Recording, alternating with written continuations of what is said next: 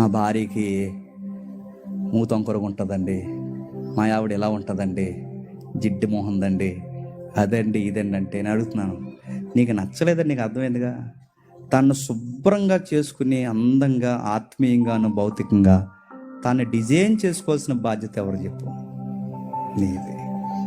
ఎందుకంటే ఆవిడ నీ దేహం, ఆవిడని బాగా చూసుకోవాల్సిన బాధ్యత నీదే.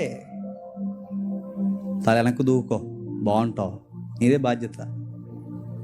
ఆ డ్రెస్ కాదు, నీ డ్రెస్ వేసుకో, పద్ధతిగా ఉంటావు, నీదే బాధ్యత. అది తినకో, ఆరోగ్యానికి మంచిది కదా, ఇది తిను, నీదే బాధ్యత. ఎండలో తిరక్కో, నీడకరా, నీదే బాధ్యత.